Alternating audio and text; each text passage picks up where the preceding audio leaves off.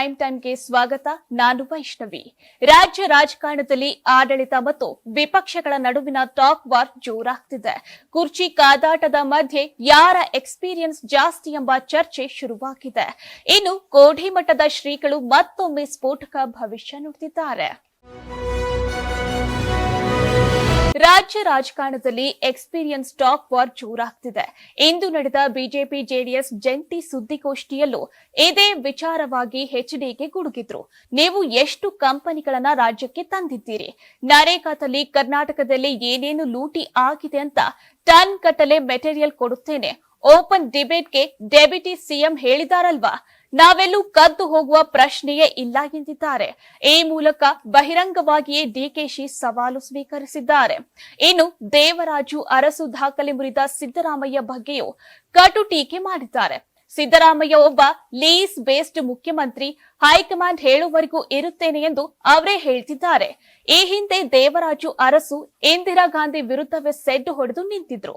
ಈಗ ಸಿದ್ದರಾಮಯ್ಯ ಸೋನಿಯಾ ಗಾಂಧಿ ಯಾವಾಗ ಹೋಗುವಂತಾರೋ ಅಂತಾನೆ ಟೆನ್ಷನ್ ಅಲ್ಲಿ ಇದ್ದಾರೆ ಎಂದು ಎಚ್ಡಿಕೆ ವ್ಯಂಗ್ಯವಾಡಿದ್ದಾರೆ.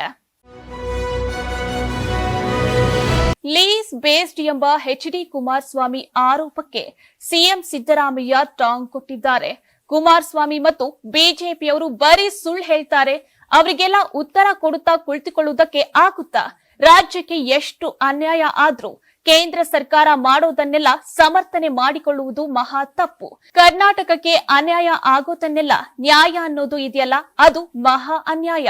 ನರೇಗಾ ವಿಚಾರದಲ್ಲಿ ಚರ್ಚೆಗೆ ನಾವು ಯಾವಾಗಲೂ ಸಿದ್ಧ, ನಾವು ದೊಡ್ಡ ಆಂದೋಲನವನ್ನೇ ಮಾಡ್ತೀವಿ ಎಂದು ಕುಟುಕಿದ್ದಾರೆ. ಸಿಎಂ ಸಿದ್ದರಾಮಯ್ಯ 2028ರವರೆಗೆ ಪೂರ್ಣ ಅವಧಿಗೆ ಅಧಿಕಾರದಲ್ಲಿ ಮುಂದುವರಿಯುತ್ತಾರಂತೆ.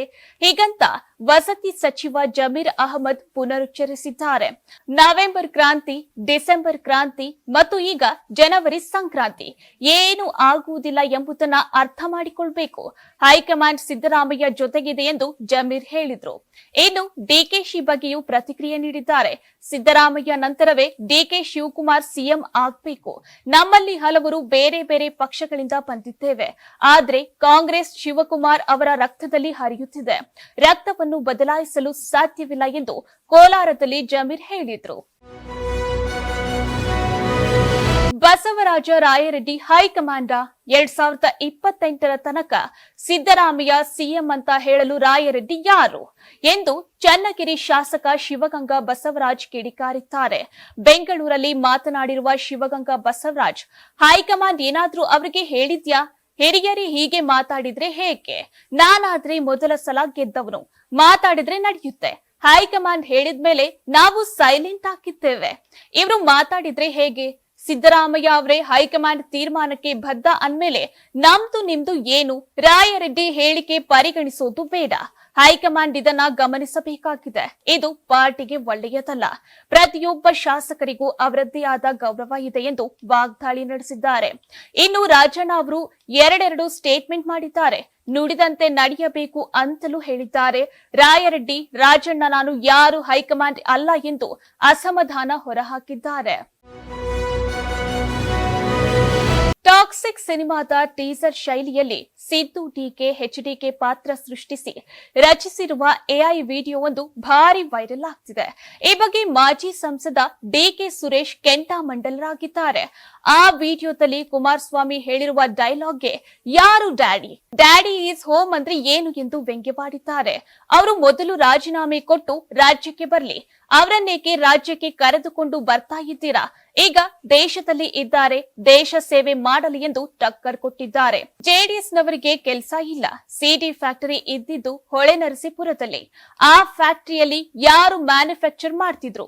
ಕುಮಾರಸ್ವಾಮಿ ಅವರೇ ಇದನ್ನೆಲ್ಲ ಬಿಡಿ, ದಯವಿಟ್ಟು HMT ಅವರಿಗೆ ನ್ಯಾಯ ಕೊಡಿಸಿ. ಸುಮ್ಮನೆ ಇಲ್ಲದೆ ಇರೋದನ್ನ ಯಾಕೆ ಹೇಳ್ತೀರಿ? ನಿಮ್ಮ ಇಲಾಖೆಯಿಂದ ಏನ್ ಮಾಡಿದ್ದೀರಾ ಹೇಳಿ, ಉದ್ಯೋಗ ಕೊಡೋದನ್ನ ನೋಡಿ ಅಂತ ಡಿಕೆ ಸುರೇಶ್ ಟಾಂಗ್ ಕೊಟ್ಟಿದ್ದಾರೆ.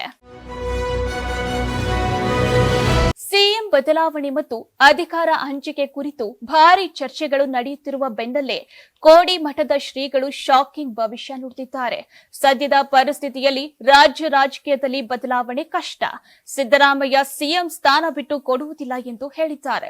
ಬೀದರ್ನಲ್ಲಿ ಮಾತನಾಡಿ ಕೋಡಿಮಠದ ಶ್ರೀಗಳು ಹಾಲುಮತ ಸಮಾಜದವರ ಕೈಗೆ ಅಧಿಕಾರ ಬಂದ್ರೆ ಅದನ್ನ ಬಳಸಿಕೊಳ್ಳುವುದು ಬಹಳ ಕಷ್ಟ ಎಂದು ಪುನರುಚ್ಚರಿಸಿದ್ರು. ಯುಗಾದಿ ಹಬ್ಬದವರೆಗೂ ರಾಜ್ಯ ರಾಜಕೀಯದಲ್ಲಿ ಯಾವುದೇ ಬದಲಾವಣೆಗಳ ಆಗುವ ಲಕ್ಷಣಗಳಿಲ್ಲ. ಯುಗಾದಿ ಕಳೆದ ನಂತರ ಈ ಬಗ್ಗೆ ಹೆಚ್ಚಿನ ವಿಚಾರಗಳನ್ನ ತಿಳಿಸುತ್ತೇನೆ. ಡಿಕೆ ಶಿವಕುಮಾರ್ ನಮಗೆ ಆತ್ಮೀಯರು, ಆದ್ರೆ ಅವರ ಸಿಎಂ ಪಟ್ಟದ ಬಗ್ಗೆ ಈಗಲೇ ಮಾತನಾಡುವ ಪ್ರಸಂಗ ಬಂದಿಲ್ಲ ಎಂದು ಮಾರ್ಮಿಕವಾಗಿ ಭವಿಷ್ಯ ನುಡಿದಿದ್ದಾರೆ. ಕೇರಳ ಸರ್ಕಾರದ ಮಲಯಾಳಂ ಭಾಷಾ ಮಸೂದೆ 2025ಕ್ಕೆ ಮುಖ್ಯಮಂತ್ರಿ ಸಿದ್ದರಾಮಯ್ಯ ತೀವ್ರ ಆಕ್ಷೇಪ ವ್ಯಕ್ತಪಡಿಸಿದ್ರು. ಈ ಸಂಬಂಧ ಕೇರಳ ಸಿಎಂಗೆ ಪತ್ರ ಬರೆದು ಕಳವಳ ವ್ಯಕ್ತಪಡಿಸಿದ್ರು. ಈ ಪತ್ರಕ್ಕೆ ಪಿಣರಾಯಿ ವಿಜಯನ್ ಸಕಾರಾತ್ಮಕವಾಗಿ ಪ್ರತಿಕ್ರಿಯಿಸಿದ್ದಾರೆ. ನಮ್ಮ ಸರ್ಕಾರ ಯಾವುದೇ ಭಾಷೆಯನ್ನು ಬಲವಂತವಾಗಿ ಹೇರುವ ಉದ್ದೇಶ ಹೊಂದಿಲ್ಲ. ರಾಷ್ಟ್ರೀಯ ಶಿಕ್ಷಣ ನೀತಿಯ ಪಠ್ಯಕ್ರಮದಂತೆಯೇ ಮಲಯಾಳಂ ಮಾತೃಭಾಷೆಯಲ್ಲದ ವಿದ್ಯಾರ್ಥಿಗಳು ತಮ್ಮ ಆಯ್ಕೆಯ ಭಾಷೆಯನ್ನು ಕಲಿಯಲು ಮುಕ್ತ ಅವಕಾಶವಿದೆ. ಹೊರ ರಾಜ್ಯ ಅಥವಾ ವಿದೇಶಗಳಿಂದ ಬರುವ ವಿದ್ಯಾರ್ಥಿಗಳಿಗೆ 9 ಮತ್ತು 10ನೇ ತರಗತಿ ಅಥವಾ ಹೈಯರ್ ಸೆಕೆಂಡರಿ ಹಂತದಲ್ಲಿ ಮಲಯಾಳಂನಲ್ಲಿ ಪರೀಕ್ಷೆ ಬರೆಯುವುದು ಕಡ್ಡಾಯವಲ್ಲ ಎಂದು ಟ್ವೀಟ್ ಮೂಲಕ ಕ್ಲಾರಿಟಿ ಕೊಟ್ಟಿದ್ದಾರೆ.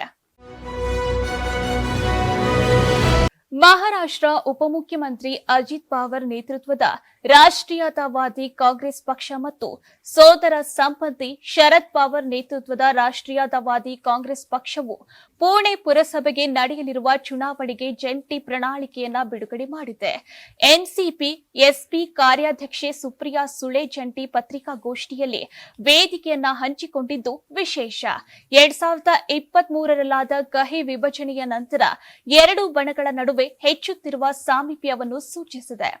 ಆಡಳಿತಾರೂಢ ಮಹಾಯುತಿಯ ಸದಸ್ಯರಾಗಿದ್ರು ಎನ್ಸಿಪಿ ಮತ್ತು ವಿರೋಧ ಪಕ್ಷ ಮಹಾ ವಿಕಾಸ್ ಅಘಾಡಿಯ ಒಂದು ಘಟಕವಾದ ಎನ್ಸಿಪಿ ಎಸ್ಪಿ ಜನವರಿ 15ರಂದು ಪುಣೆ ಮತ್ತು ಪಿಂಪ್ರಿ ಚಿಂಚವಾಡ್ ನಾಗರಿಕ ಸಂಸ್ಥೆಗಳಿಗೆ ನಡೆಯುವ ಚುನಾವಣೆಗೆ ಕೈಜೋಡಿಸಿರುವುದು ವಿಶೇಷವಾಗಿದೆ.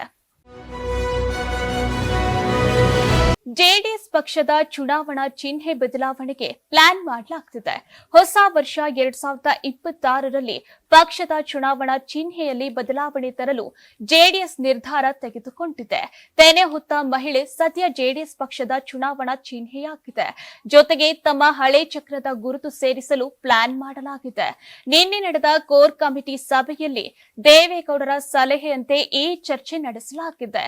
ಹೀಗಾಗಿ ಚುನಾವಣಾ ಆಯೋಗಕ್ಕೆ ಶೀಘ್ರದಲ್ಲೇ ಅರ್ಜಿ ಸಲ್ಲಿಕೆ ಮಾಡಲಾಗಿದೆ.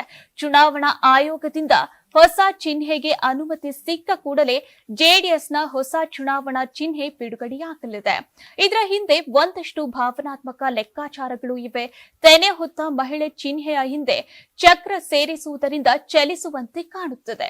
ಇದು ಪಕ್ಷಕ್ಕೆ ಸಕಾರಾತ್ಮಕವಾದ ಶಕ್ತಿಯನ್ನ ಕೊಡುತ್ತದೆ. ಪಕ್ಷದ ಚಿಹ್ನೆಯ ಜೊತೆ ಪೂರ್ಣ ವೃತ್ತ ಹಾಕುವುದರಿಂದ ಪಕ್ಷಕ್ಕೆ ಒಳ್ಳೆಯದು ಅನ್ನೋ ನಂಬಿಕೆ ಕೂಡ ಜೆಡಿಎಸ್ ಪಕ್ಷದ ನಾಯಕರಲ್ಲಿದೆ. ಅಮೆರಿಕನ್ ಪಡೆಗಳು ಸತತ 3ನೇ ದಿನವೂ ಕೆರಿಬಿಯನ್ ಸಮುದ್ರದಲ್ಲಿ ಕಾರ್ಯಾಚರಣೆ ನಡೆಸಿ ಒಲಿನಾ ಹೆಸರಿನ ತೈಲ ಟ್ಯಾಂಕರ್ ಅನ್ನು ವಶಪಡಿಸಿಕೊಂಡಿವೆ. ಬೆಳಗಿನ ಜಾವದ ಕಾರ್ಯಾಚರಣೆಯಲ್ಲಿ ಯುಎಸ್ ಮೆರಿನ್ ಮತ್ತು ನೌಕಾಪಡೆಯ ಸಿಬ್ಬಂದಿ ತೈಲ ಟ್ಯಾಂಕರ್ ಅನ್ನು ತಡೆದು ವಶಪಡಿಸಿಕೊಂಡಿದ್ದಾರೆ. ಈ ಮೂಲಕ ವೆನಿಜುವೆಲಾದ ತೈಲ ಉತ್ಪಾದನೆಯ ಮೇಲೆ ಟ್ರಂಪ್ ಆಡಳಿತದ ಕಠಿಣ ಕ್ರಮವನ್ನು ಮತ್ತಷ್ಟು ತೀವ್ರಗೊಳಿಸಿದೆ. ಯುಎಸ್ ಸದರ್ನ್ ಕಮಾಂಡ್ ವಶಪಡಿಸಿಕೊಳ್ಳುವಿಕೆಯನ್ನ ದೃಢಪಡಿಸಿದ್ದು ಅಪರಾಧಿಗಳು ಎಲ್ಲಿಯೂ ಅಡಗಿಕೊಳ್ಳಲು ಸಾಧ್ಯವಿಲ್ಲ ಎಂಬ ಬಲವಾದ ಸಂದೇಶವನ್ನ ಕಳುಹಿಸಿದೆ. ಅಧ್ಯಕ್ಷ ನಿಕೋಲಸ್ ಮಡುರೋ ಅವರನ್ನು ಅಧಿಕಾರದಿಂದ ಪದಚ್ಯುತಗೊಳಿಸಿದ ನಂತರ ಯುಎಸ್ಎ ಒಟ್ಟು 5 ತೈಲ ಟ್ಯಾಂಕರ್ಗಳನ್ನು ವಶಪಡಿಸಿಕೊಂಡಂತೆ ಆಗಿದೆ. ಇದಾಗಿತ್ತು ಇವತ್ತಿನ ಪ್ರೈಮ್ ಟೈಮ್. ಮತ್ತಷ್ಟು ಸುದ್ದಿಗಾಗಿ ನೋಡ್ತಾ ಇರಿ ಕರ್ನಾಟಕ ಟಿವಿ. ಶುಭರಾತ್ರಿ. ನೀವು ಸಣ್ಣ ಆಗ್ಬೇಕಲ್ವಾ? ಅದು ಒಂದು ಉತ್ತಮ ಆಹಾರದಿಂದ ಸಣ್ಣ ಆಗ್ಬೇಕಲ್ವಾ? ಪ್ರತಿದಿನ ನಮ್ಮ ಜೀನಿ ಸ್ಲಿಮ್ ನ ಯೂಸ್ ಮಾಡಿ ಯಾವುದೇ ಸೈಡ್ ಎಫೆಕ್ಟ್ ಇಲ್ದಂಗೆ ನೀವು ಸಣ್ಣ ಆಗ್ತೀರಾ.